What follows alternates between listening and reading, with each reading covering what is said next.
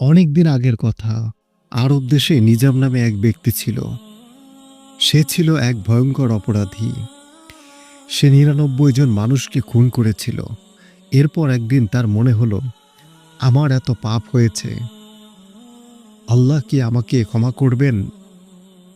তার এই অনুশোচনা থেকে সে একজন আলেমের খোঁজে বের হলো। কিন্তু ভুল করে সে এক সাধুর সাথে দেখা হলো।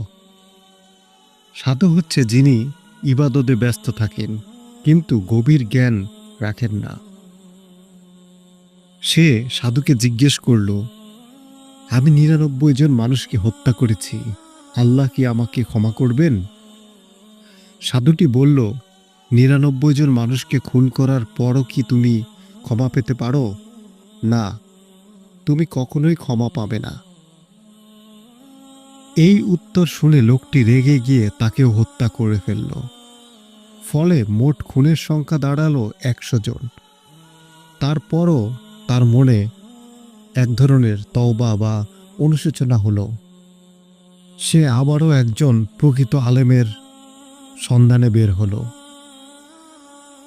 এবার সে একজন জ্ঞানী আলেমকে খুঁজে পেল এবং তাকে প্রশ্ন করল, আমি ১০০ জন মানুষকে হত্যা করেছি, আমি কি ক্ষমা পাব?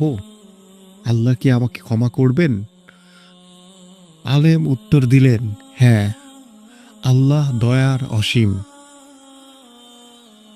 আল্লাহ তোমার তওবা কবুল করতে পারেন, কিন্তু তোমাকে তোমার পরিবেশ ছাড়তে হবে।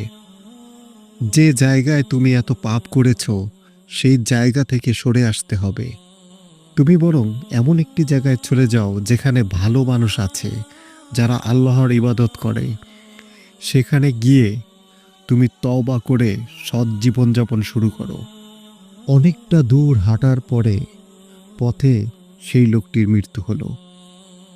এখন আল্লাহর আদেশে রহমতের ফেরেশতা এবং আযাবের ফেরেশতা এসে উপস্থিত হলো। আযাবের ফেরেশতা বলল, সে ১০০টি খুন করেছে, তাই সে জাহান্নামের অধিকারী। অন্যদিকে রহমতের ফেরেশতা বলল, সে তওবা করেছিল এবং সৎ পথে যাওয়ার ইচ্ছা নিয়ে রওনা হয়েছিল। তাদের মধ্যে বিতর্ক সৃষ্টি হলো। আল্লাহ ফেরেশতাদের আদেশ করলেন, তোমরা সেই স্থান পরিমাপ করো। সে যে পাপের শহর থেকে বের হয়েছিল আর যে সৎ শহরের দিকে যাচ্ছিল, সে কোনটার কাছাকাছি ছিল?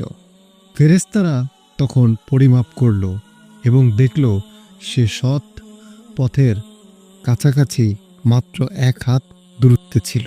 তখন আল্লাহর রহমত বিজয় হলো এবং তাকে বেহেশতের অধিবাসী হিসেবে গ্রহণ করা হলো।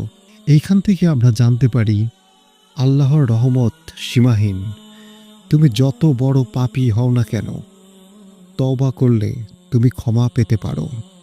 সত্যিকার আলেমের পরামর্শ নেওয়া গুরুত্বপূর্ণ। শুধুমাত্র আবেদ নয়, জ্ঞানী আলেমের কাছে যেতে হবে। পাপের পরিবেশ ত্যাগ করা তওবার অংশ। ভালো পরিবেশ ও ভালো মানুষের সঙ্গে থাকার চেষ্টা করা উচিত। ইচ্ছা থাকলে এবং পদক্ষেপ নিলে আল্লাহ তা মূল্যায়ন করেন।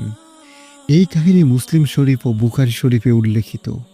এটি আমাদের শেখায় যে আল্লাহ কখনোই তার বান্দার প্রতি অবিচার করেন না, বরং সামান্য ভালো নিয়তকেও তিনি পুরস্কৃত করেন।